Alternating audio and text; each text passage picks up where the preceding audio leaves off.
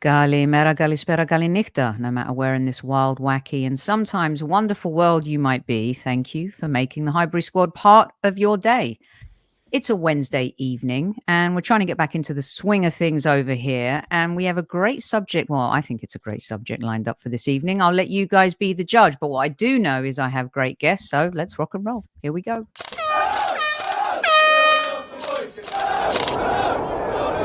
Mind the gap between the train and the platform.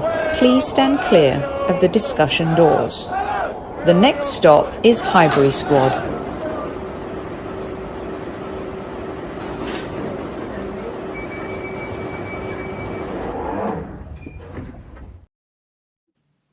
Good evening, everyone. Welcome to another live show. I know that we're all getting back into the swing of things. So for now, look out for live shows on Monday, Wednesdays, and Fridays. Today, we're a little bit earlier than our usual scheduled time. We can blame Fergus from Guns and Yellow Ribbons for that. However, those of you who are listening on replay, thanks for tuning in. And everyone who is downloading from our audio platforms, thank you also. And many of you will be watching football tonight. I don't know why, just a boring cup that nobody wants to win, especially Mikel Arteta. Did I say that out loud? Maybe I did. Let me introduce my guests. Joining me is one of my favorite podcasters on the planet, also an epic human being, and a very good friend of the show, Mr. Fergus from Guns and Yellow Ribbons. Welcome, sir, to Squad Central. Thank you. Squaddies. I know the drill. Oh, see, when Kevin's not here, I totally lose my manners and all that goes out the window. At ease, Squaddies, at ease. Good evening. How you doing? I'll get to you in a minute. Also joining one of your favorites, Mr. Marky Mark. How you doing, Mark? I'm very well. Great to be here again. Yes, good to have you. Sounding good. And one of our OGs. He's been on the show back in the day. Hasn't been on the show in a very long time. But I always love his views and perspectives, and he's been around the club for a long time, and also been around commercial football for a long time as well. Mr. Alan Alger, welcome to the show. Great to be with you. If I pronounce your last name wrong, blame Fergus because he told me how to say it. Well, see, I think it's French, and I think it's Algiers, but I'd sound terrible if I said it was that. So I just go with the very London-based Alger, hard G. Okay. There you go. All right, good. Although I would have liked to say bonjour, Alan Alger. Yeah, I don't think I can't pull it off. I don't look like Olivier Giroud, do I? Oh, I don't know. Get well, Super Kev. How do you know about Super Kev? What do you mean, get well, Super Kev? What's going on there? Tammy, where are you getting your information from? I'm not saying anything. Sophie in the panel, good evening, everyone. Hello, I'll say good evening. Barry's here, Trevor's here, QA's here. Oh, look, Fergus is here and he's in the chat. Lee's here, Seb is here, the whole gang is here. Carol's here, Amira, we got Luke in the house, and we got the Guna Talk TV, Mr. Tom Canton is here as well. Nigel, everyone, good evening. Ian, thanks for joining us. So I wanted to tackle this subject. And, oh, Tom. Hello, Tom. Tom joining on Facebook for the first time. Welcome, Tom. Good to see you in the chat as well. So, yes, lots going on in football. I'm a little bit rusty, if I'm being honest. I'm just catching up. So I haven't watched a lot of football over the last 2 or 3 months, but I've been swatting quite a bit since I've been back. And, you know, there's always during the January transfer window, guys, who are we going to buy? No one's buying anybody. It's the most boring transfer window ever. You know, the cries for a striker, the cries for a left back, Zinchenko's crap now. Kai Havertz is a bust, all of that stuff, which, by the way, at the end, I'll get your quick takes on that. But I wanted to have a little bit more of a broader conversation about football in general, but Arsenal Football Club. Has the Arsenal become more of a marketing company than a football club? I was just thinking about this when I was on the plane for hours and hours. I was watching this documentary, and I was just thinking in between, there must have been 1,000 commercials for 500 different things. And I sat there thinking to myself, you know, at the beginning of the season, before things started happening, off screen in my life, I started feeling a little bit disenchanted. I don't know if that was because of age, of other interests, of feeling marginalized as a fan, maybe. Like, do Arsenal really care about my age group anymore?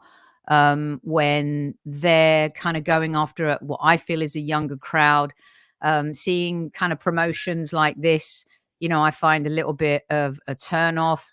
I like the dog. I've got 2 dogs. I love Vinny and Vesper a lot. But PR moves like this, getting a dog and calling it win, I don't know. It just all felt like manufactured.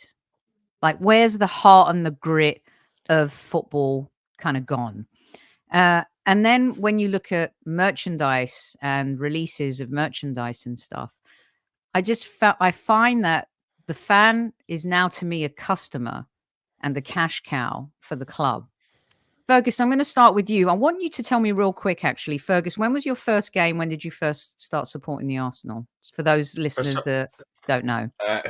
I was a latecomer. I started in '93 supporting Arsenal. First game was August 24th, my grandmother's birthday. In 1999, Arsenal versus Bradford City, and we won. And the following game, Thierry Henry scored his first goal, I believe. Phenomenal.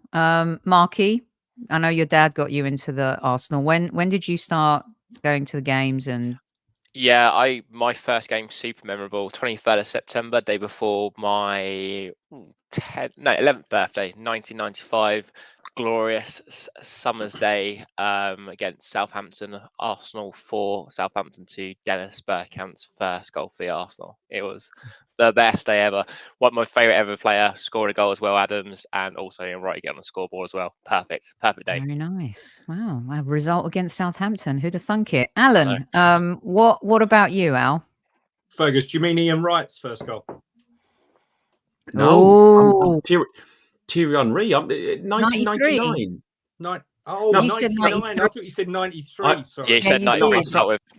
I started following in 93. Oh, gotcha. And the first game I attended was at Highbury. Amazing. In August in 1999.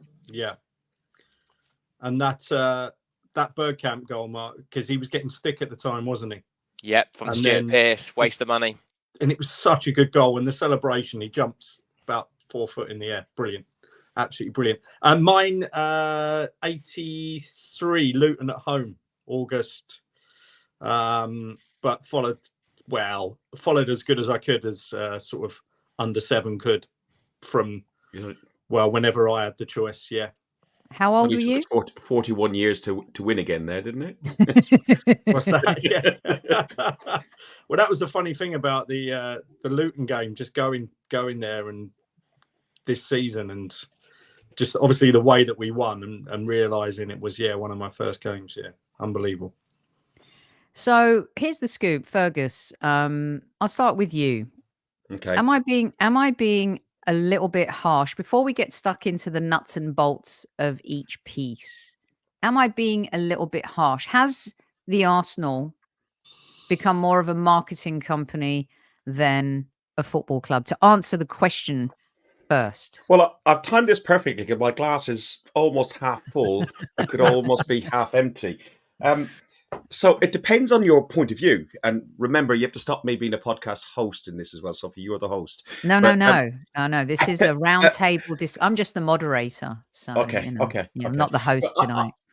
I think some of the stuff they've done has been absolutely fantastic. Like, for example, this black shirt, some of the retro stuff that's coming out, some of the Bruised Banana stuff that's coming out has been absolutely brilliant. Some of the stuff that they've done around junior gunners, and I'll bring my grandson for like 11, 12 quid, is brilliant. Some of the stuff to do for some of the disabled kids and some people with like sensory stuff. They're really, really considerate. My daughter, sorry, not my daughters, my nieces are really fortunate enough to go to the Arsenal Hub, and they interact very much with the Arsenal Football Club and the ladies team, and they play a lot of football, and they just do lots and lots for the community. I used to live close to the community, and the reason I end up being an Arsenal fan was, one, my son was an Arsenal fan, and then my daughter went to school close by. I've got a picture, it's up there behind me, of her, which was taken in a local school, not far from Arsenal, where she's there with the Community Shield, the FA Cup, and the Premier League. So they do a lot of good stuff. but they're not half modernising and rinsing the life out of absolutely everything. We've had 3 kits, I think, this season, 9 training tops on top of that, plus a women's special kit. It's just ka-ching, ka-ching, ka-ching, ka-ching. They do also do good stuff, which we'll go on to, about like cheap beers to get people in early. I don't know. They're really maximising what they got to do. They're paying people hundreds of thousands of pounds a week. They got to get the money in somehow.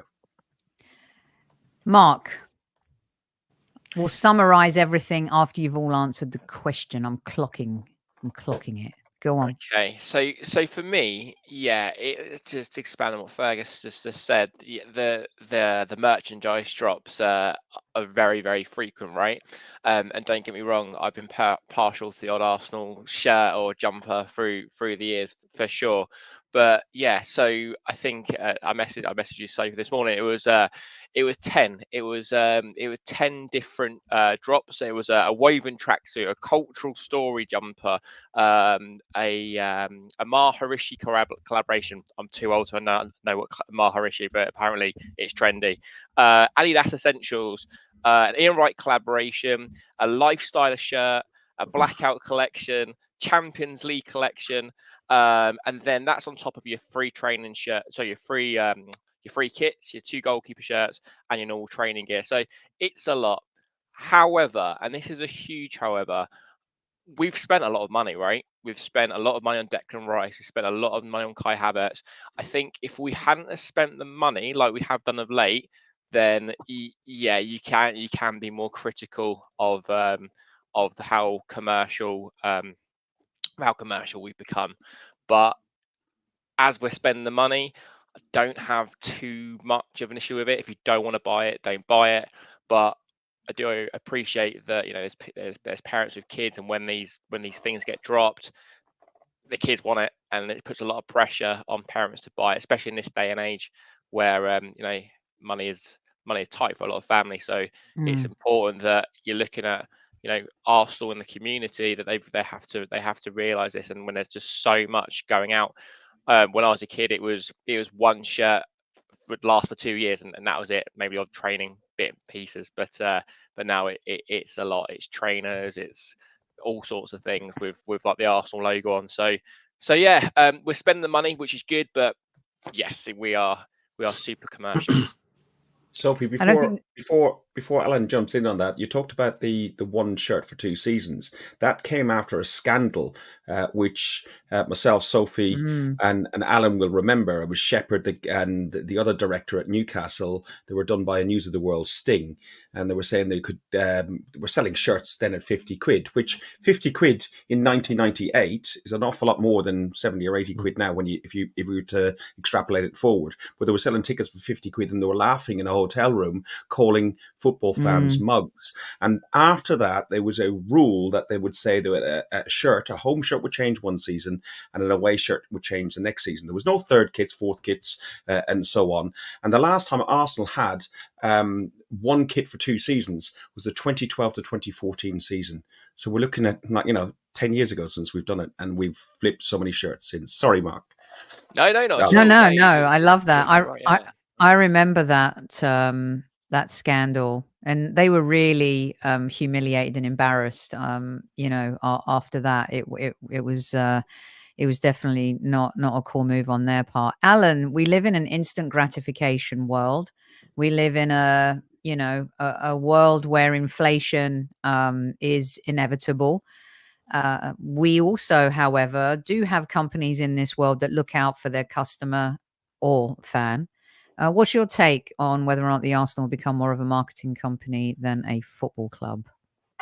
Well, just reiterate Mark's really good points that A, you don't have to buy it, but B, if you are a parent, you could be put under pressure. And I think that is difficult. And I think it's worth saying again, even though Mark's just said it in his point.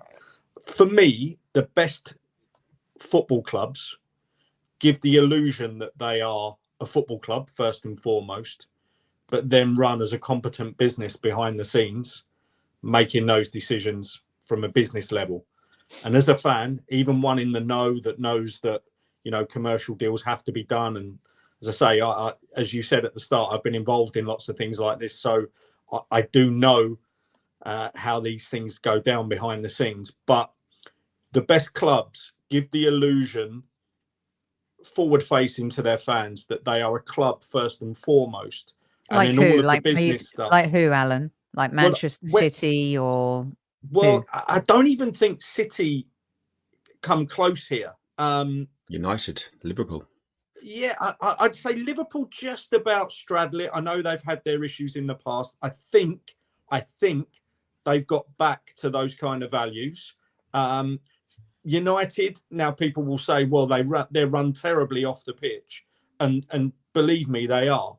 But when you look at the likes of Chelsea and some of the things that they're doing under their new commercial model, I mean, they had 6 or 7 actors sitting on the side of the pitch brushing their teeth at the recent Premier League game. I had no idea what that was to do with. It might have been an FA Cup game. The women's game the other day, they had the Hilton managed to get, and I don't know if anyone saw this, the Hilton set up a mock hotel room at the side of the stand with someone in there as if they were going to bed and being in a hotel room while the match was going on.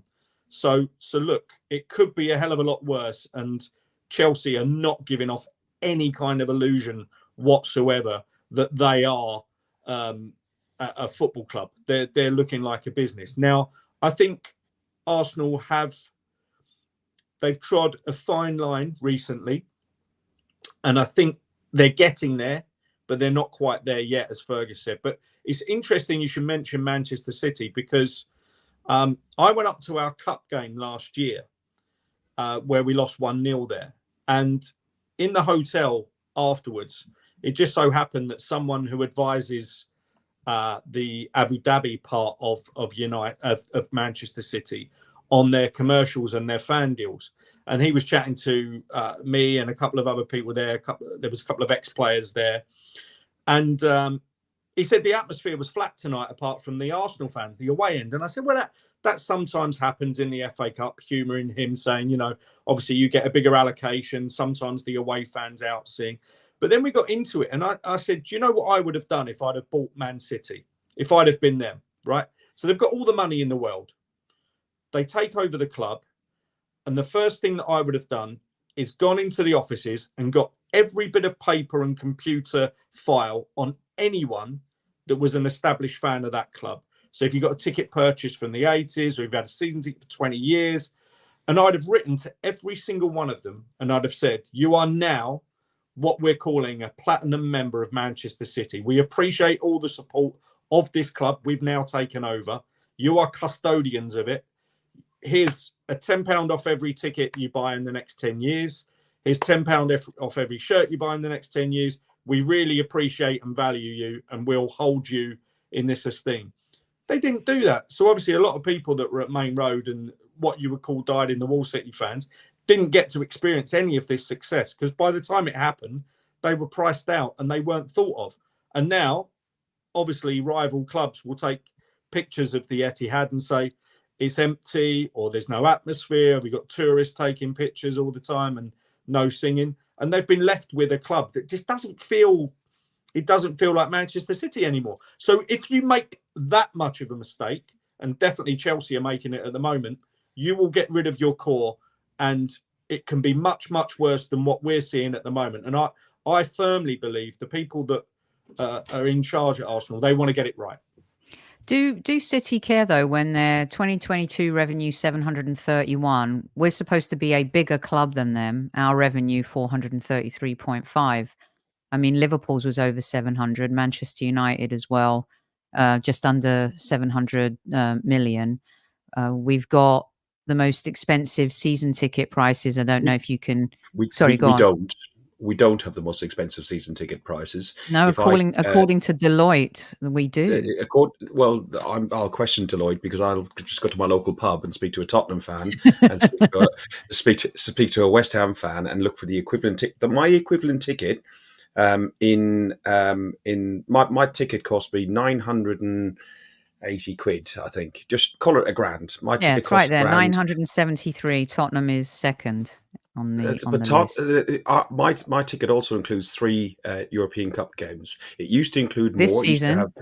It used to have, this season, three Cup. I know we're going to talk about that, the other aspect of that afterwards, but Tottenham is just the cup, just the league games. There are no cup games. There are no European games. I know they don't normally get there very often, but you know, and you talk about City and Chelsea and losing their core.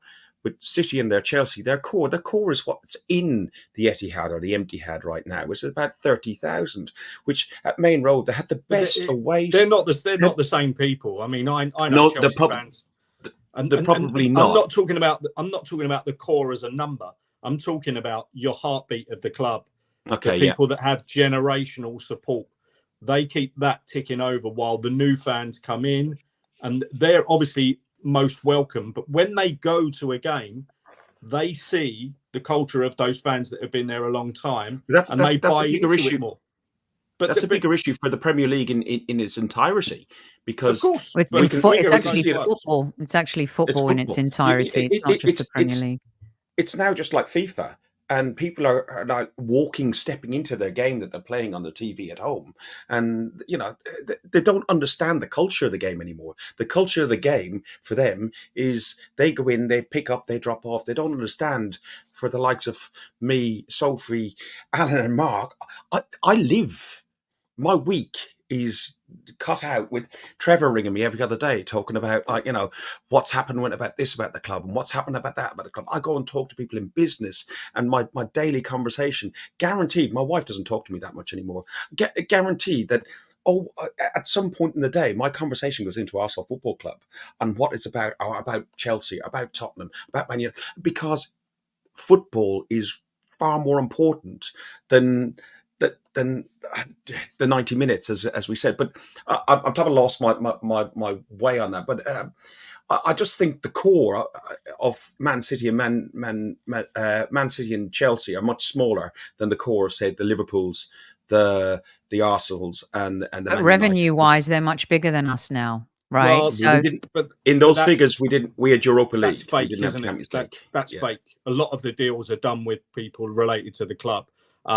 And obviously, let's not speak until the charges, but I'm assuming that some of the charges relate to that kind of accounting.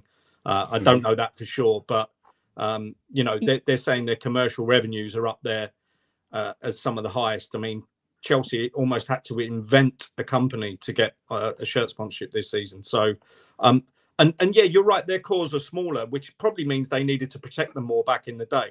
I was just trying to use them as a juxtaposition. No, I do like how you use them, Alan, because I wanted to bounce back to that real quick before we get onto the conversation of merchandise here, real quick.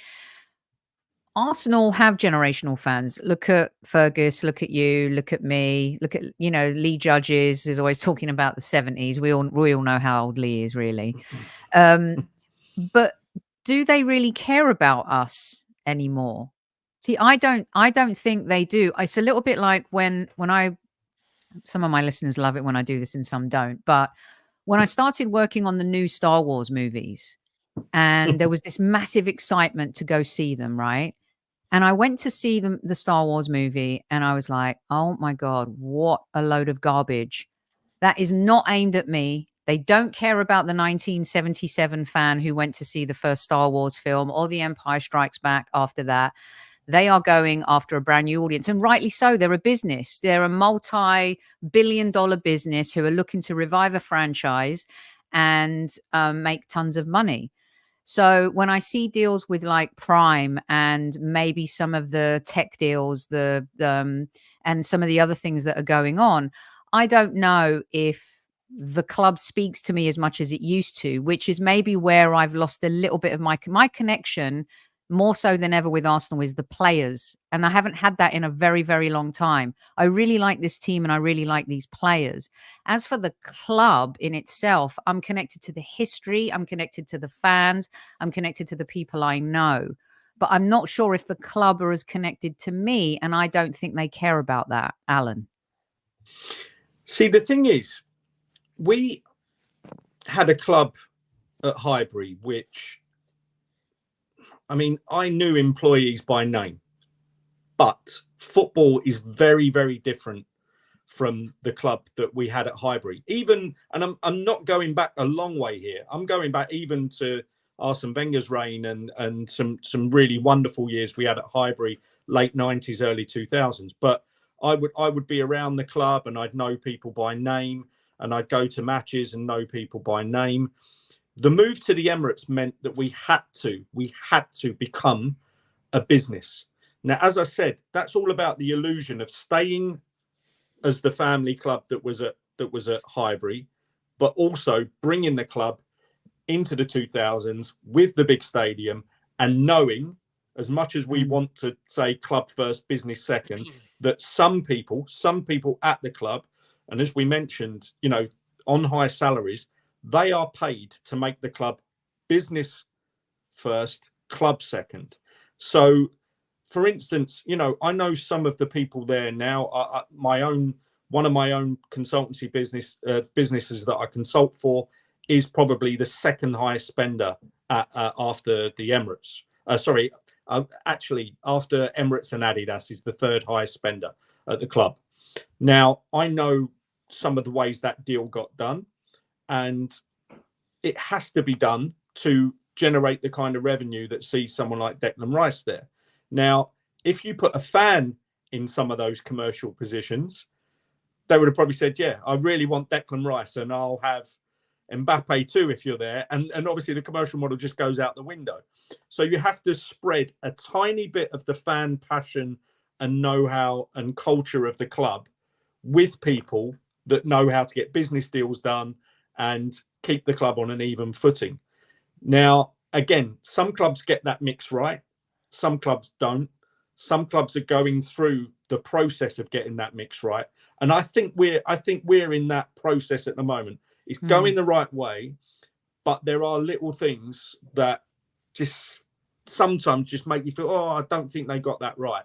But we're definitely better than most at getting that mix right. And I think at the moment, the club has a heavier spread of the people with business acumen and not much love for the club than at Highbury, where it was almost 100%. Look, you love the club, you're part of a certain family, you can come and do a job for us, and the job got done well. But from a business sense, just maybe was a little bit lacking. When you find the right mix of people that love the club, are fans of the club, want to work for the club, but also you put a load of experience behind that of people that don't particularly love the club, might not even like football that much. And I certainly know that there are a couple of people, you know, quite high up in the club at the moment that are not football fans at all, you know, really not football fans, you know, wouldn't even bother watching a game. But they're also extremely good at the job they're tasked to do by the owners. So when you get that mix right, you can actually have that illusion that it is a club and it is good and everybody wants to be there and they're making good decisions behind the scenes. And I believe we're not far off. Yeah. And Barry, thanks for your note. I did see the Redaction Gooners breakdown from yesterday, and it's a really good read. You guys should go read that thread on the old Twitter sphere. I can't call it X because every time I do that, I feel like I'm sending people to watch porn, which, by the way, let's just face it, it's kind of become like that, hasn't it? Which channel? Marky Mark, let's talk a little bit about, and I love kind of you are a little bit younger. Not that much younger. Well, you are. I mean, I think I might be old enough to be your mum, but you know, we'll leave. Well, I'm old enough to be Tom Canton's mum, and I think I'm old enough to be Harry's mum too. So basically, let me just be everyone's mum to them. Talk about the merch. Let's talk about the merch, because look, I understand, like I said, coming from the entertainment industry, but also, you know, sports is business. We are a brand. I don't like to call us a franchise. That's very American sports driven, even though we have American owners. I prefer to call us a brand. We're a global brand. We've been a brand that has gotten stronger year on year. There's no doubt about that. The level of merchandise release. See, this is where I think it's super cool. I don't think anyone does merch better than us. If there was a Premier League table for merch, we'd win as many as Man City and Liverpool combined. as a young guy who loves wearing his swag and you like to show off your shirt on game day, I've seen you at the Tollington. You're always wearing the latest thing.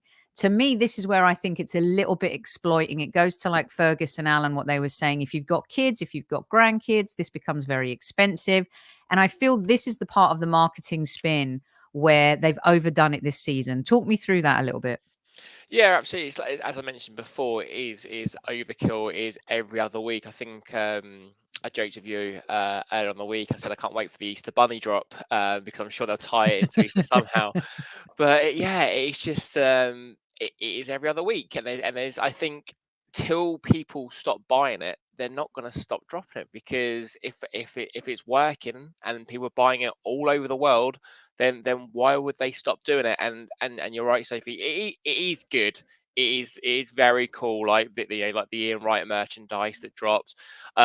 Even that was a little bit too wild for my liking. I didn't buy it personally, but I get why people would. It is very cool, and he well, as an ambassador for Arsenal, I think he does such a good job. Why does he deserve? Why does he deserve a line of merchandise more than Thierry Henry or the 71 double winning team or Bob Wilson? Why? I think for what he's done. You can all answer this, by the way. For what he's done in terms of bringing, like, highlighting the issues of race, I think he's done an amazing job. He was obviously one of our few black players when he first came into the squad, and he was just such an amazing character, an amazing guy. That if you looked at looking at his story, like being in prison, like coming into football so late, I think he was just so relatable. And for me, he was. Again, like I started following Arsenal in the early 90s. He was a massive part of why I love Arsenal so much. I think he's just not only a great player, but just so much off the pitch as well. So I think in time there probably will be a Thierry Henry line of merchandise, but there's just something about the charisma and about the guy that I think even the fans who don't support Arsenal love him. And if I'm head of commercials at Arsenal, I'm going to be like, right, Ian Wright merchandise, because it will sell. Charisma and personality I can totally get. Visibility I can totally get. Thierry Henry is equally as visible. Sadly, Rocky Rocastle, who was of the same generation, went the same path and didn't get in trouble, but stayed on the right side of the path the whole time. You've got the likes of Sophie Campbell. You've got if you look at the top, I'm looking on here the top players of all time with Arsenal. You got Thierry Henry, Dennis Bergkamp, Patrick Vieira, then Ian Wright, then Bobby Perez, Liam Brady, Tony Adams, David Seaman, Sol Campbell. You've got all sorts of. You've got a Dutch guy in there. You've got a Senegalese guy. You've got an Irish guy. You've got a French guy. There's all sorts. I do feel, and I didn't really want to go down this. I messaged Sophie that I do feel that the Ian Wright thing, whilst it's cool, I do think it was selling to an audience. It was selling definitely to a younger demographic. It was selling to a street cool sort of urban sort of thing, and and it definitely was very much a commercial exercise. It was nothing to do with Arsenal Football Club. It was purely a cash generating thing. £100 for a jacket that turns inside out. And if you want to turn it in the nice way, where you got these labels and this badge, this cannon badge is funny when it's mirrored. And you've got Arsenal and people know you're an Arsenal fan, it's fine. But if you want to walk around like you've just ran into your mum's an Indian restaurant with a wallpaper wrapped around you, you can wear the Ian Wright one. So I think it's cool, but it's again, I'm 53 in a couple of weeks, so it's not necessarily my cup of tea. It definitely was selling to an audience. Wright is a really interesting character in terms of his association to Arsenal, and I always like to throw a spanner in the works when I talk to people about Arsenal that remember 90s football, and I remember Ian Wright, and let me say now, it's by no means a way of getting at Ian Wright, but I like to get at people's perceptions of certain players, certain managers. I mean, Wenger was a big one. You get in a cab and or you talk to a fan that's just become a fan of football. You say, how many titles did Arsene Wenger win with Arsenal? And the perception is much higher than the reality because of how attached and how amazing the story was. And another question that I always ask, just to get people's ideas of their perception on reality, again, not to dig out Wrighty, it's how many goals did Ian Wright score in Arsenal title winning seasons? In Arsenal title winning seasons, how many league goals did he score? Now, obviously, the fact that I'm saying this obviously means that it is usually lower than your man in the street will tell you back. You know, most people that think they know about football but don't know about our club start giving figures of like 50, 60. They know he was obviously record scorer at the point until Thierry Henry took over from him. But it's only 13 goals. He only scored 13 goals in Arsenal title winning seasons because he obviously got injured towards the end of the 97-98 season. His only title at Arsenal, and only came back around the FA Cup time of the FA Cup, and obviously didn't start many of those games. I don't do that to dig out Wrighty at all. I just do that to dig out the fact that he's very good at his own PR. And he would have people thinking that don't know the club that he scored 100 goals in Arsenal title winning seasons and has 2 or 3 league winners medals, when in fact he still has a nice haul. He has the FA Cup, the League Cup, which he won in his first year, and then obviously the title and the double from 97-98, European trophy in between, the Cup Winners' Cup. That makes him an Arsenal legend. But in terms of trophy hauls and goals in important seasons in the title, he's way behind lots and lots of players. I love that. But he has that perception. I've got a counter argument here. And I'm all for it. I'm all for it. I love that nugget. I really do, because I love Ian Wright. And Mark, I'm going to come to you in just a second and then we'll move on. I love Ian Wright. I think his energy, the way he transitioned from footballer to television star is massive. But I also think sometimes we get very, we have players. He's an ambassador of the club. Sure, he's paid by the club to do a lot of things. There are players who have been great at the club that maybe have said a few things that don't endear themselves to the club. So maybe they don't get, their line of swag or marketing. I understand connecting him, especially with a younger audience, with the Black community, all very important. He's a talent that crosses over. Ian Wright resonates with everybody. So I understand that. However, when you start singling out, and I know that they paid homage to Rocky and Seaman in that merchant, one of our listeners wrote that. But I just think that once you start with one player, it's the same with the statues. Enough with the statues. If I hear one more person say someone else deserves a statue, I think it's a bit too much mayonnaise, and that's where the marketing gets a bit too much for me. Go on, Mark, real quick before we move on. Yeah, very, very quickly. I think I get your point, Alan. Like, he didn't score a lot of goals in title-winning seasons, but he also played in teams which were a lot poorer than the teams we have now, or late on the 90s. Like, question, Mark. Not a question on ability. Just a pure point that he's marketing, as in the subject of this, marketing versus football club. His marketing has taken him to people answering 50, 60 goals in title winning season. I know he played in some absolute dross in the late Graham and transitional era into Wenger. And how nothing to do with ability. I mean, in fact, how he became our highest ever scorer during some of those fallow seasons is absolutely incredible. But it was just more to do with that perception of him as a title winner. Exactly. Okay, let's Eddie McGoldrick setting him up and not Robert Pires. Hey, yeah, love a little bit of Eddie. Come on now.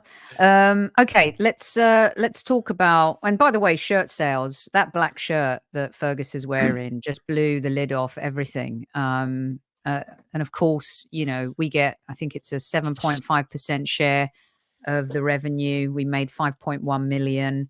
But that shirt should be sold forever and ever and ever. I mean, it outsold the home shirt, didn't it? Last season as well. It's just blown the doors off it completely. Okay, let's talk about another area that I'm very passionate about. I love going to games when I'm in London. Last season, I had a blast going to London. I had a blast going to games. I thought the atmosphere was absolutely incredible. And winning cures everything. Kev always used to say that to me, that winning cures everything. And, you know, this season it's a little bit flat, but I'm not sure it's results based, because there were times last season where we would go down, players would score an own goal, fans would start chanting and singing their name, they would get behind them. And for me, I felt like Ashburton Army was one of the greatest things that had ever happened to in-stadium experience at the Arsenal. I thought that taking their tickets away was a big mistake. I think they bring a level of experience to game day that we haven't seen in years. And you can say what you want about them, any reports that you've read about individual behavior and stuff like that. I've spoken to a lot of the guys in this group, and I've found them to be passionate about their club. They're the young generation that I talk about that care about being a fan. They don't care about buying all the swag. They don't. This was the comparison I wanted. They remind me of me a little bit when I first started going to football and just being in awe of the fact that you're part of the spectacle, you're part of the experience. Now, their tickets were taken away from them. I had asked Mikel Arteta about this during the US tour, which didn't go down particularly well, if I'm going to be frank and honest about that now. It did not, but I wanted to ask the question because I think Ashburton Army were one of the single most important things that happened in the culture change of Arsenal Football Club.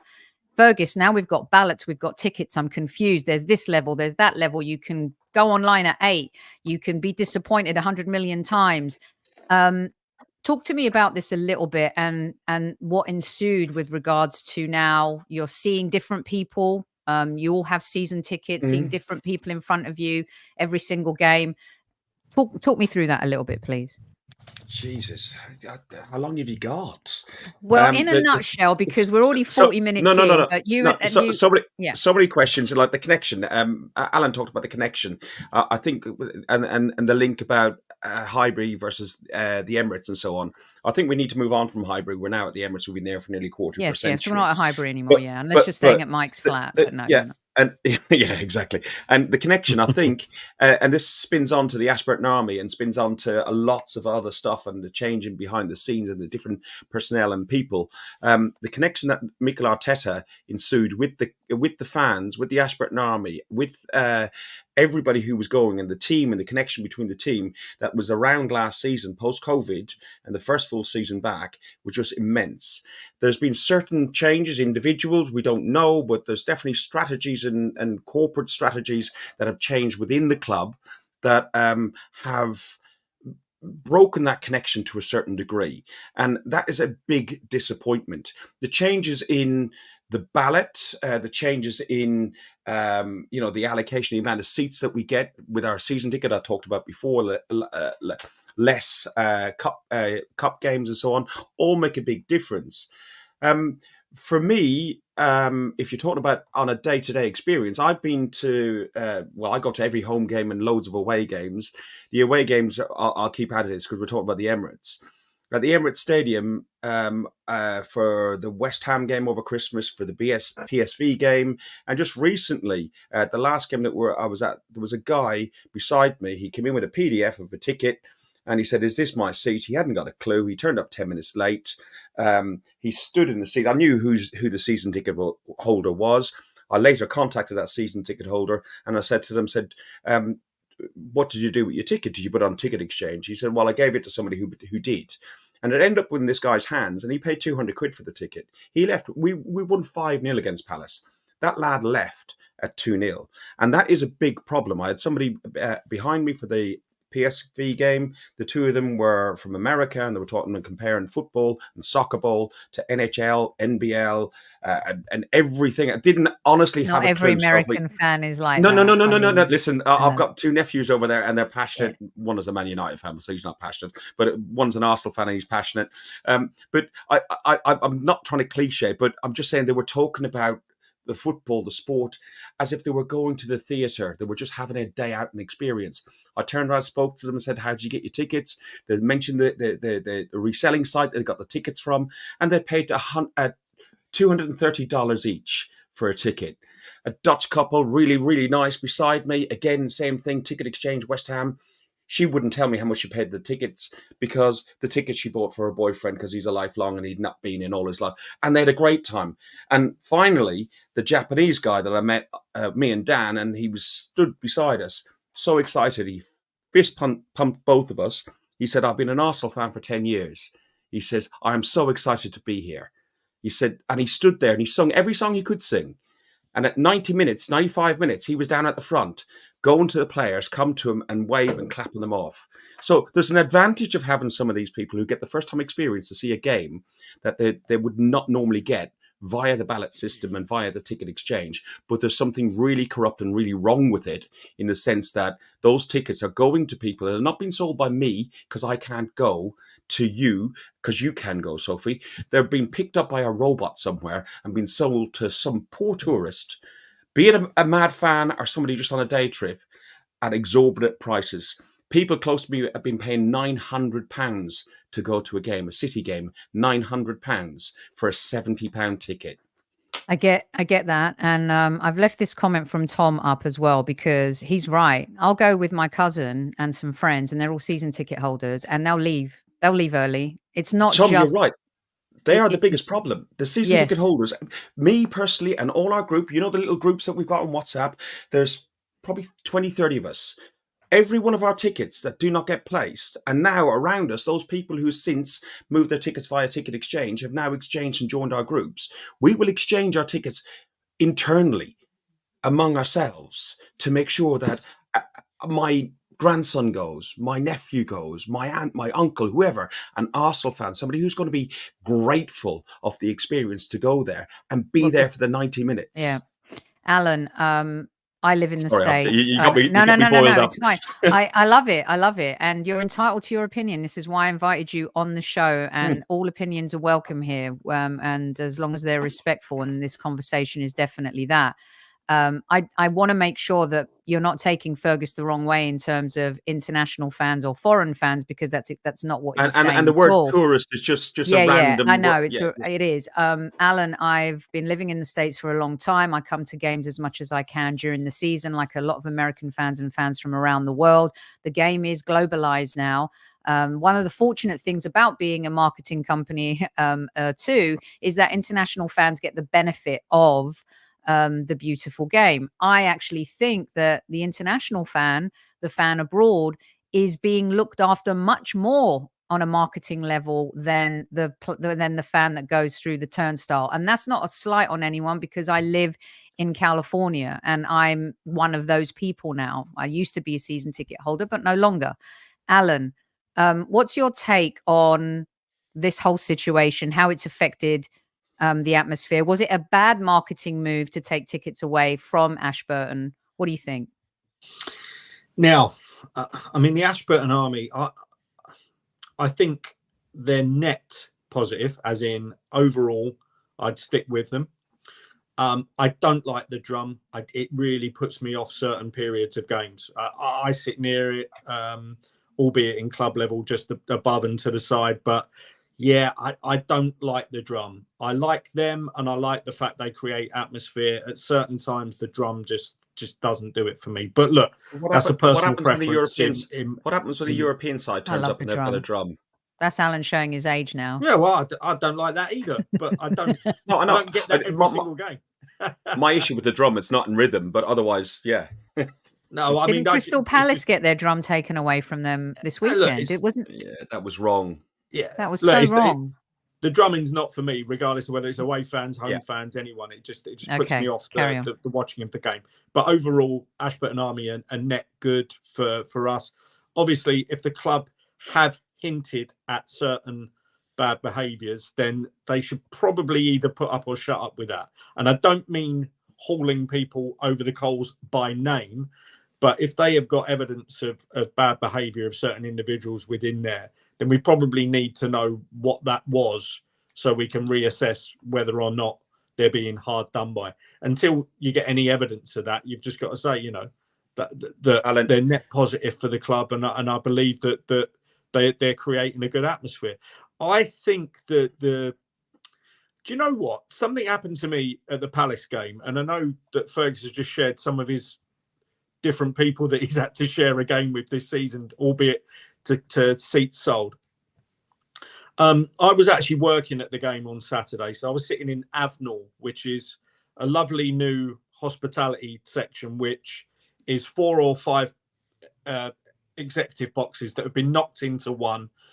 It's a lovely bar up there. It's lovely food beforehand. The tickets are extortionate, but it's well worth it if you want to do it. Spend a bit of money. It's well worth it. Oh, I was always working open to an invite, Alan.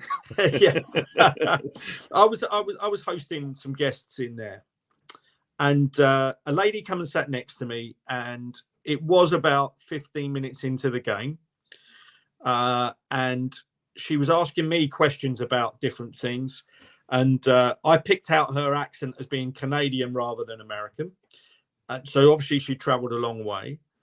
And towards the end, I did sort of say to her, and it was in natural conversation, it wasn't me interrogating, but I just said, how did you come by the ticket?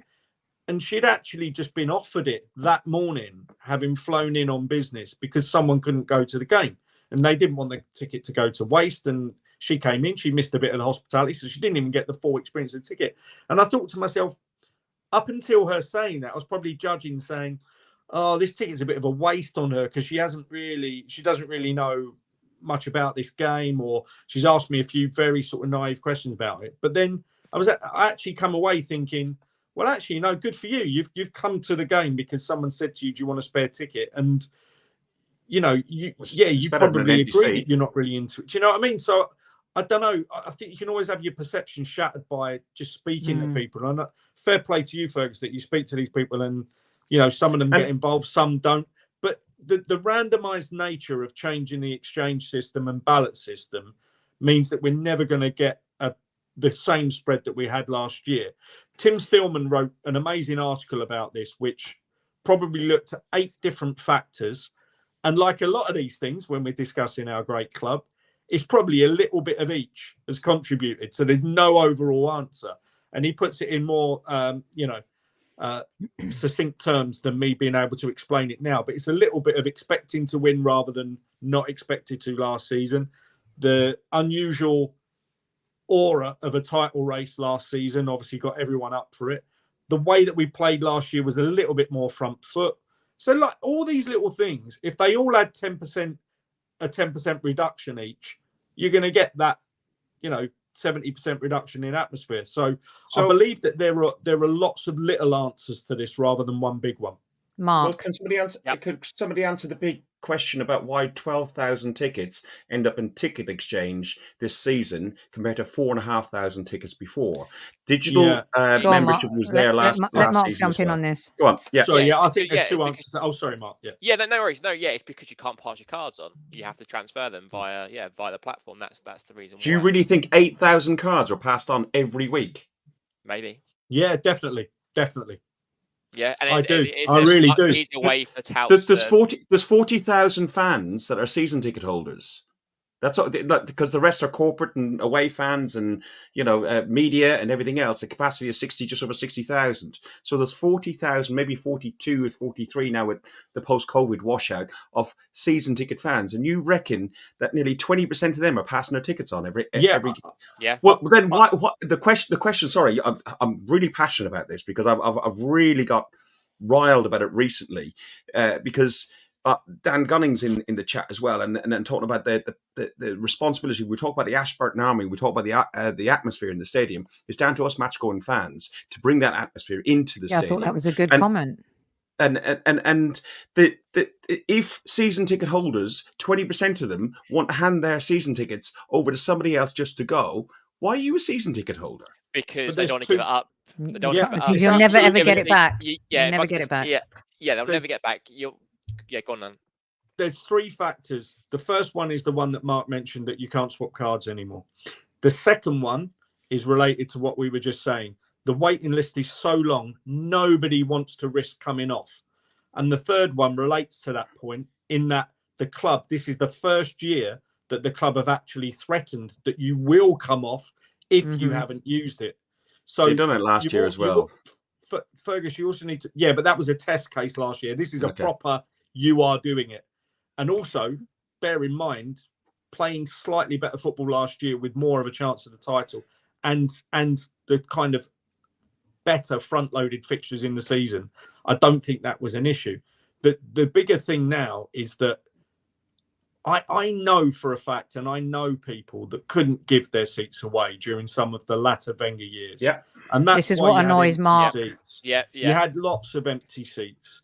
And those seats, one thing that's been achieved by this system is that those seats now can't go empty because people will pay for it. They'll pay for it in losing their place. And I believe from the Red Action tweets that 200. Yes, about 200 people are in danger of losing their season tickets. Now, I know a couple of high net worth individuals that they love football, but they have season tickets at 4 London clubs, because every week they want to do what we used to do in the 80s, by the way, which is get up of a morning. And if Arsenal weren't at home or Arsenal weren't playing, you go where am I going to go? Which game am I going to go to today?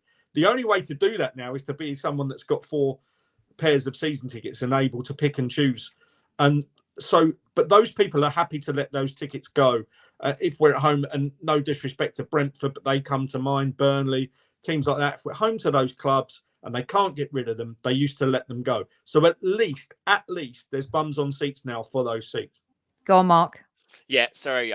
So ticketing is my biggest gripe and bugbear. I'd be having a very different conversation if I wasn't lucky enough to have access to a season ticket this season. Been a silver member for even before it was called a silver member, many years. So yeah, my bugbear is the ballot. The ballot's awful. I have applied. Well, I even though I got a season ticket this season. I applied pretty much for every game of the first 13 games. Got 0 out of 13 on the application. However, I never missed out when you had to jump online at a certain time and buy a ticket off the site. I don't know what mental space I would be in if I couldn't go and watch Arsenal every other weekend now, and that was taken away from me. I know that sounds dramatic, but it's so important for me from being a kid going. My dad's now, well, unfortunately, my dad's passed away. I touched his stone outside the R-ring before every game, and for that to be taken away from me, and to my knowledge, I don't know if this is correct, but it's I don't know what her position is, but Julia Slot, who's now in, I don't know what exact her job title is, but it's her corporate strategy. So apparently it's her decision to do the ballot. She came from the horse racing industry, I think. From Ascot, I think. Yeah, I think she was one of the top people at Ascot. I think it's just not been thought out. And I think there's people. There was a comment from a chap called Gary, and we were both silver members last season, and this season he's not been able to. They're getting shafted. Absolutely shafted. And I'm very lucky to have access to a season ticket this season, and go. But I don't know how long. This might be my last season. I might have access to it. It needed to be done on a loyalty basis, because I went to Europa League games where people were taking pictures lying across 7 or 8 seats, no one there. It's not that difficult to look back over, let's say, for example, a 5, 6, 7, 8 season just period. Before COVID, we played Man City on a Wednesday night, and there was 15,000 in the stadium. Just do it. I know everyone's good. In regards to non-season ticket holders, in regards to silver members, everyone's going to have their own angle on why they should be prioritized over someone else, and that's fine. But I think loyalty should come into it. But I get why the club have done what they've done, because if they've got new people come in every week, then they're going to be the people that are going to spend the money in the shop, and they're going to be the people that are buying the food and the drink. And I'm not the guy that's going to, very much like you, Sophie, I want to make it clear that I don't care about new people going to games. That should be happening. People should be having these experiences, but you need to look after the people who are there in the bad times as well, right? So yeah, that's they need to change. I mean, now there's Arsenal are a great, and I know some people hate the sound of this, but Arsenal are a better product now than they've ever been in years. The last time our product was this exciting was during the Invincible seasons and some really neat FA Cup runs. Now we're talking about being challengers in the Premier League, or at least competing in the Premier League. I still think there's these baby steps, right? Last season we challenged. It was unpredictable that happened. But we're definitely competing again. And so the product is more exciting. You've got more exciting players. You've got one of the most marketable players on the planet in Bukayo Saka. You've got, Declan Rice, who is, a generational type of player. You've got a young manager who Arsenal fans, many of them, are super passionate about. The demand is very high. And as fans, we should like that because it means our club is doing something right. But at the same time, it's not all about just the marketing. A little bit of the heart has gone out of football. It's become very rigid and technical. I actually think VAR has a lot to do with that, with stifling the game, the atmosphere of the game, the experience of the game. I think that takes away a lot from fans in the stadium. Don't feel like you can celebrate a goal. You're waiting and you're not getting the same information as people are sitting at home and watching it, which means you're less informed. So there's a lot of different things that go into what I think has happened at the Emirates this season. But with that same token, as fans, you still got to sing. You still got to be engaged in the game. It's not a library. It's like the Roy Keane prawn sandwich thing. I don't think we're there yet. But one of the things I think, and a lot of people are going to hate me for this, one of the biggest marketing faux pas for me, which I am probably in a major minority, is I love how fans generate songs. I love how fans generate kitschy songs for players. I love how fans generate, posing rival songs, even though some of them are unsavory at best. I love how fans are the heartbeat of the club. The fans decide. Football is for the fans. And I don't like how this North London Forever song has been shoved down our throats, or my throat. And I know Fergus is going to jump in here, and I want all of your opinions on this, because for me, if the fans had come up with that, I'd probably love it. But the fact that it got, and I know why it was used as a marketing tool to get fans in stadium happy and to get them behind the team. Go on, Fergus. Incorrect. It wasn't. It was a fan that wrote the song. I know he's a fan, but it's a passionate Arsenal fan who wrote the song. A boy who grew up on the Cali, on the estates, who kicked around and got into all sorts of crap in and around Islington. And the only reason that went and took off was because people like Ben Bennett and the Ashburton Army and some of the other fans who got involved and kept on pushing it and pushing it and pushing it. Eventually, the club picked it up and went with it. Personally, that's right. Personally, I don't know if I know you had a lot going on, and I can't remember when you were back at the stadium before. But have you been in the stadium? Yeah, I have. I totally have, and I get it. Before the Tottenham game or before? I get it. It's great, and people love it. I personally don't, even though it's an Arsenal fan. For me as well, you look at the lyrics, okay? So a couple of them are a little bit dodgy, but also it's like North London Forever. Tottenham are from North London. When I hear that, it makes they're from Middlesex. Fergus, you know what I'm talking about here. North London Forever. Yeah, the Stones of Highbury. I get that. I get it. But it's like, I understand all of that. I just feel it's been shoved. Whether an Arsenal fan wrote it, it's found itself in the stadium. It doesn't feel organic. I personally to me. would rather that than what do you think of Tottenham? I very rarely disagree with you. So I can't remember anything we've ever disagreed on. But you're so wide of the mark on this. It was organic. As Fergus said, it was pretty much organic. People had heard the song and people singing the song at one of his live gigs. And as it filtered through the system in Twitter and people seeing it, saying, he explained the song more, saying, well, yeah, obviously, it's part of supporting Arsenal. It's part of going to the game with my granddad. It's part of being in the cafe beforehand. And then a couple of fans, as Fergus said, started requesting the club to play it once before a game. And they did. And the feedback was mostly positive, almost like over 90% positive. And that's how it became the song. So to me, it was as organic as you could get. And in reality, and it was given a one-hit wonder. It was just allowed to go once. Yeah. And the rest. Yeah. All right, let's move on from. Okay. I want to hear Mark's take on it too. Go on, Mark, and then. You know what? You might have lost this one. No.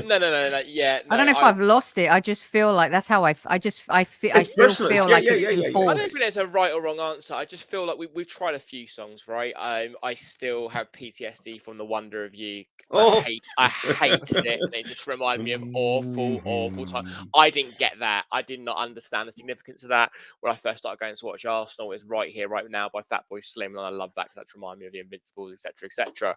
But yeah, I like it. Yeah, it's all right. It's good. It's nice we've got an anthem now, but I'm not in love with it. I don't hate it. It's fine. Okay. Fatboy Slim's from Brighton, isn't it? Go on, Alan. Sophie, do you remember the A-Team theme tune? Listen, it's a mass improvement on a lot of that old stuff. Okay, I never knew why that you're was talking to a girl who still loves good old Arsenal. We're proud to say your name. That's what you know what, Sophie? They are all coming back though. Those songs are all coming back. I need DJ Tony Perry to do a mix of that. Nice little mashup. Okay, I mentioned this loosely at the beginning. The dog. I'm sorry, it's part of the marketing. This is probably one of the worst marketing moves I've ever seen, and I love dogs. And we called it Win. I mean, if that was a faux pas, whose idea was that? If I was in the communications team, I would have put the kibosh on calling the dog Win. Have a dog. Dogs make people happy. I love seeing dogs in airports now because people are afraid of flying. Some players may be afraid to go to training. But why call it Win? I mean, that was a stretch. Mark, I'm going to start with you on the dog. I don't know. Yeah, Win is kind of it's kind of putting the mockers on it, right? Because calling something Win, but I don't know. I love dogs, so if I can't, I like the fact we've got a dog there. Don't let in Nuno Tavares after what I've seen this week on Twitter, but I kind of like Win the dog. All right. And no, we're not talking about Kai Havertz. It's a different show tonight. We got plenty of shows for you to shit on Kai Havertz from a height. Okay. And that is on Friday when we have our Global Gunners phone-in show. Call in, Omar, and you can do whatever you want and say whatever you want about Kai Havertz. Sorry. Message from Trevor. Is he really upset with me? Yeah. Oh, God. I knew this would happen. Yeah. Just listen, I know the backdrop, the story and everything, but it just feels a little false. I don't like it. It was forced on me. Unlike he's blonde, he's quick, his name's a porno flick, Emmanuel. A lot of people don't like the song. Some people don't like the song. I can understand that, but not understanding the ethos and the feeling behind it is a different Maybe thing. I'll get around to it. I'm really upsetting Omar right now. It's taking all my attention. Alan, the dog. I think it's absolutely fine. The story, it's nothing to do with marketing at all. It's just because they wanted some kind of connection at the training ground, and that was the suggestion. And I think it's a brilliant suggestion, and I think it is actually about team spirit. I love the dog. Win. I mean, I get the positive inflection of that. It's not saying we're winning trophies. I think it's just all about winning. And when they're in that environment at the training ground, if that helps them focus that while having a four-legged friend, but they win games. Yeah, they do win games. If look in issues at the club, Win is going to be not even in my top 100 little micro things to. We're moving in the right direction. There are probably about 100 little micro things to correct, but should have called it Win's Highbury. not on there. Win is not on there. Okay. Real quick. Fergus loves the dog too. So before I get you guys out of here, just a few more minutes because that's the wife has got. I wanted to digress a little just for fun, and it'll take just with the dog and the song and stuff like that. But I do want to talk to you real quick about Stadium F&B and product. And all I hear, and honestly, I never buy anything to eat from the stadium. Ever. Hands up here, unless you're in the box or you're in the restaurant or in the club area, hands up here who buys food in the stadium? Oh, I knew it. I have. Is that because you're running late? Not every week. No. I've bought a pie on a couple of occasions. Hence this body of a temple. And I've had a hot dog out of it. It's overpriced, but the quality is reasonably good. But it's rubbish. Positive, in comparison to a Ginster pie from the pie shop, it won't replace Highbury Corner, and I wish Highbury Corner were talked to by the club and brought in as a concession inside the stadium, and that would have been a huge marketing win, because what Paul did at Highbury Corner was absolutely stunning. There were really nice pies, mash, and so on. What they do, the beer is awful. They tried to copy Tottenham by having Camden Lager because they had Beavertown, because Camden's close to Beavertown's in Enfield, and it's been an absolute disaster. It's poor. I worked in the bar trade since I was 7 years of age. Not now, but my parents. I grew up in the pub trade, so I understand beer. I drink a lot of beer. And the beer they serve in that stadium is absolutely shocking. You cannot drink that beer unless you've had about 2 or 3 pints beforehand. The only good thing that they do is they have brought in, and it helps with when Dan and Trev and all the rest of the Block 5, Block 6 sort of guys get in. We all get in an hour beforehand. We buy 2 beers or 4 beers, depending how thirsty you're feeling, and we leave them on the side. And they make our larynx wet as we sing and build the atmosphere up. As we sing North London Forever. And we sing North London Forever over and over again, just like for Sophie, really. You do send me lovely videos. Yeah. It's rancid. Mark, you don't buy food there. Mind you, sorry, bring up Dan's comment first of all. The reason he says that one is, the Golden Palace Fish Bar, a fish and chip bar near Avenel Road. They serve fish, chips, battered sausages, battered burgers. Oh, that's a delicacy. A battered burger, you've got to try it. Get an ambulance, but you've got to try it. I like the curry chips as well. Go on, Mark. Yeah. The odd occasion when my sugars are running a bit low because I'm diabetic, I'll grab like a bag of minstrels, whatever. But even that's like £4 when it's like a pound in the corner shop, and it's a lot of money. But I'll have the crap. No, I'll have the crappy beer. The beer's horrible, but once you're in. That's the only option you've got. But yeah, the food not for me. I think they've started doing this sort of like flatbed shawarma thing with like about 3 bits of dry chicken for I don't know, about £9. But yeah, not for me. Tend to go to the Greasy Spoon before a home game down the Holloway Road. Couple food trucks they need in there, Al. But you're always eating at executive level, aren't you? Hey, why don't you share that with the group? It's really nice. Yeah. Thanks, Al. Cheers. Yeah, a good recommendation for after the game, if you're on Holloway Roadside near where Fibbers is, the Victoria, I think it's called now, is Shu La La. It's a Chinese restaurant right next to it. Myself and Trevor went to it the other night. The menu is predominantly in Chinese with a little bit of English at the bottom.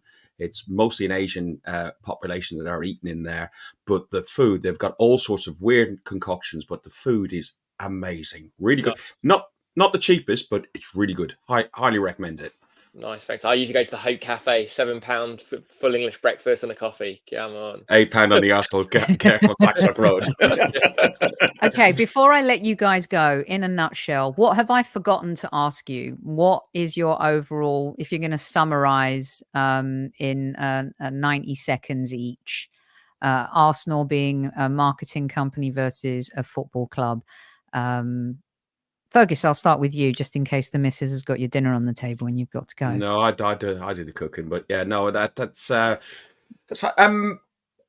Are they? Yes, they are. But who isn't? There's people complaining about Cat A tickets for Champions League, but they've always been Cat A. Anywhere you go these days, be it McDonald's, be it anywhere, everyone's always trying to get a pound coin out of your back pocket. It's your choice, as was said at the very beginning, if you want to buy it or not. You can always go to China and get your kids a kit that they're going to grow out of. I don't necessarily agree with it, but I've done it. There's lots of options. The most important thing is, though, if you do go to the game, that you get involved in the game, that you are part of the game, you're part of the atmosphere, that you listen to what's going on around you, join and embrace that passion. Mark said about his mental health. Arsenal Football Club got all of us, and many. I was stuck in this room for like 2 years. It got us through lockdown. It's got me through some of my lowest times of my life, and has made me build some of the best friends I've got. Many who message me on WhatsApp over here as well, watching the show. Who hate me now? Not all of them, some. just get involved. Just be part of it. Sing a song and don't talk about Tottenham. Sing a song. Alan, I'm going to let Mark have the last word. Yeah, I think I just reiterate my point that the best clubs are run properly behind the scenes as a business and have the illusion that they're football first and a club to their fans. And as long as you keep up that illusion and you treat the fans well and you have the right people making the business decisions behind the scene, I think that works. And I think we're not that far away from that, and lots of other clubs are. Be careful what you wish for was always the line when the latter Wenger year debates were going on and thrown between fans and the division between fans. But genuinely, have a look at some of the stuff that's going on at Chelsea at the moment and be thankful that our guys don't get it right all the time, but they will definitely A, listen, and B, react if it starts to go badly. And I think that's the important thing. Run the club as a business, but be a club. The two totally different things. But if you get the balance right, everyone's happy. See, if we had another half hour, Mark, I would riff off that and say, well, would you take Chelsea's success over the years and then be in their downward spiral right now? Just saying. But go on. No, what have I not? I wouldn't. Personally wouldn't. Really? To give you a quick answer, I personally wouldn't. You wouldn't want the Champions League, the Europa League, the Premier League? Twice. Listen. Yeah, twice. Genuinely, right? It always happens on this show. Here we go. The way that we won the title in 89, 91, 98, and to an extent in 02 and 04, every single one of those, but certainly the first three, mean more than anything Chelsea and Manchester City have done in the past few years. To us. Because not to other fans. No, they mean more from an outside perspective as to what being a fan is and how you support your club. And to do that with young players that came through the scenes, with managers that were unproven and then proved themselves, all of that, it absolutely pales all of theirs into insignificance, because it was all to do with money. It wasn't to do with spirit. It wasn't to do with the culture of the club. And I mean, Man City's title last year. I would argue that the first Mourinho title felt very. I know. Yeah, but it was still ball. I get that. They did have a few homegrown players in there, and John Terry lifting the emergence of Terry as a leader and Lampard. You had Joe Cole. You had, I don't think. Listen, what's happened, what's ensued, what we found out. That's a whole different thing. But I think a lot of fans, because fans are fickle, would take Chelsea's success and the turmoil they're in now versus having no success, turmoil, and then bouncing back like we have. Mark, your take on the subject of what I may have missed to ask you. As Mark says, though, it means more than that, doesn't it? Because I think Mark's in my camp here. But some of the reasons Mark has said about why Arsenal's important to him has got nothing to do with trophies. I'm just saying. But winning is fun, isn't it? Don't we want to win? You said about why you enjoy going, winning the right way, though. Nothing to do with trophies. And that's I think though on a trophy it doesn't say you won the right way. It just says you've won, right? You've won. No, but we know. In an ideal world, I'd want to win the right way. But so are you happy with Manchester City and the 115 legs? Yeah, but the fans, you can't take that away from the fans. I'm not happy with it. I'm not happy with it. I'm very jealous. I'm very jealous to see Chelsea and City win the Champions League before Arsenal ever done. Yeah, I get that. Do you know one of the worst things about Tottenham getting to the final? against Liverpool in the Champions League, it's not because I thought they were going to win. It's because their fans had that day out and they know how it feels now to be in a Champions League final. That is what I hated about that day. Yes, we didn't want them to have the same feeling. We don't want them to have the same experience as us. We've had that experience. We always had a couple of things on them, right? That to me was the hardest part that day, was like, they know what this feels like now. And you can't take away from City fans and Chelsea fans what they felt on those days when they won those trophies. You 100%. Just can't. If they get all those charges brought against them, the City fans, the Man City as a club, they're like, oh, okay, you know, they all those cups, trophies, null and void. They've still had those times. They still have those times, and I'm not saying but it's right. They don't feel as good as ours. They don't, and I know they won't. They can't say that they feel as good as Michael Thomas going through Anfield or Tony Adams going Sergio Aguero. No, they will never forget that. But even then, they know that that's all of a false build-up of the club. But the players still had to play the game. Alan, the manager still had to manage the team. They still had to win. It wasn't a guarantee that they would win. Man City was in the shit and in the shadows of United for so long. So I think they. Yeah, and the only reason they got there. I don't think they cared how they got there. Listen, this is another show. So anyway, merchandise. Because we could go on forever. I love this. I should have done this as a show from the start.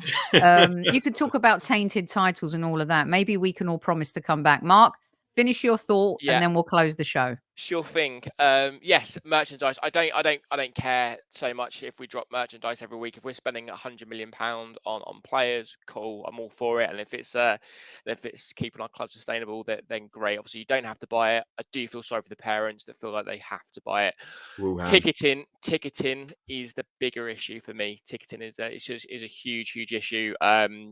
I like I said, I'm lucky enough to have a season ticket. I've got a couple that are next to me. They always leave 10 minutes before the end of the game. They left before we beat United when they thought United had won it. It got VAR cancelled. It got VAR chalked off. We won it. Was that the Eddie goal? Was it the Eddie goal? Yes. Was that this season or last season? This season. Oh, this season. This their breakaway goal. Yeah, exactly. So they missed that, and I would sooner rather have someone from China, Japan, America, the moon, be next to me and support Arsenal and cheer, etc., etc. I don't care where you're from. Just basically, I'm now going to every game as if it's my last, because I don't know. Again, like I said, next season, don't know if we're going anymore. So yeah, just the millions of people who watch it around the world. You're one of 60,000 odd. So appreciate going. So yeah, for me.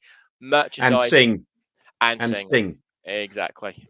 Merchandise. North London forever. Are you summarizing every subject, Marky? I said summarize in 90 seconds. Alan's taken up. I know you're 90 plus. He's gone VAR time as our hour tonight, but it's all good stuff. Go on. I was only going to say there's no need to summarize, because I think everyone's summarized enough. The only thing I would say, I've got a follow up for you. What is the solution? The solution.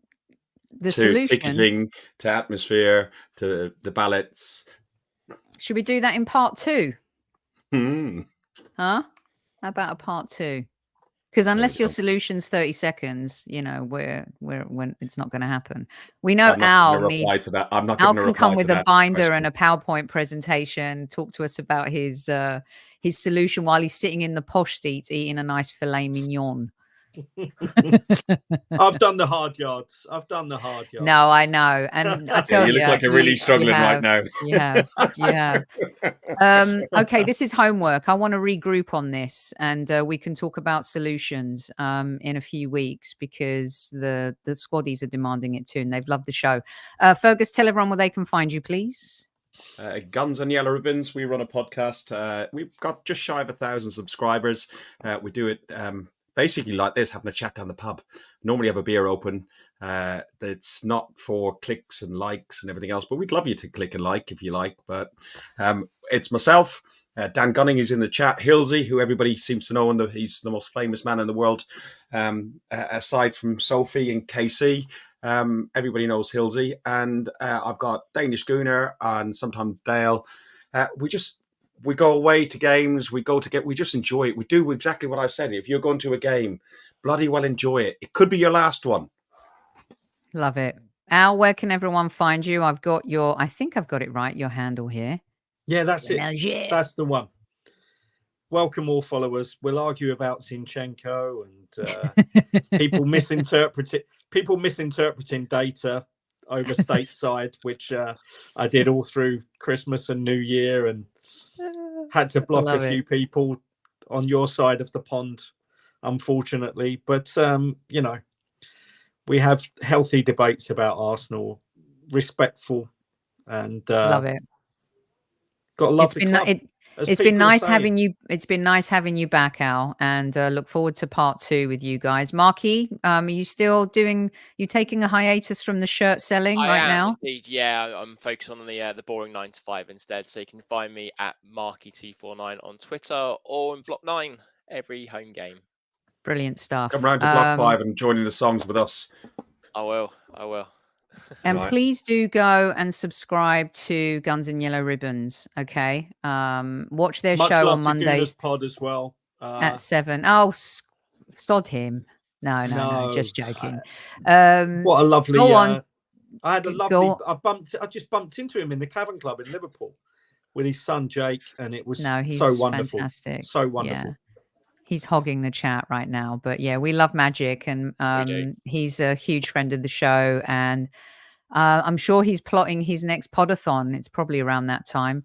Maybe well, he hosted for me as well last week, which was lovely, and I just love to give him shit because he gives everyone else shit. So there you have it. Super Kev will be back soon. Tammy, I'm not saying anything, but let's just say, can everyone give a big hug to Super Kev? Because what he would say at this part of the show is make sure you tell your loved ones you love them, be kind to each other. All right. Don't waste time. Do all the right things. And I tell you, it's been a joy talking to these guys tonight. Marketing versus football, whatever it is, Fergus alluded to it. This community is very special, and you do make lifelong friends, and sometimes they can take you by surprise. And I just love the fact that football brings people together, which is why I want clubs to care about their fans, because they're at the heartbeat and they're the core of everything. You know, we may have tried to stop the Super League once. It's going to come back eventually, but it is just a wonderful way to really discover that humanity still exists. And I think you find that in your sports, and you find that in football. And I've certainly found that in you guys over the last few months as well. We're back on Friday for our Global Gunners phone in. Might make it later, like an after dark thing. Let me know if you want it at 8 or 10. You tell me. And listen, love you guys. Please go follow Guns and Yellow Ribbons. Follow Alan on Twitter. Follow Mark as well. And I will see you on Friday. Until then, at ease, squaddies, at ease.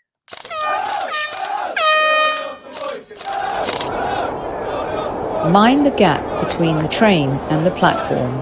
Please stand clear of the discussion doors. The next stop is Highbury Squad.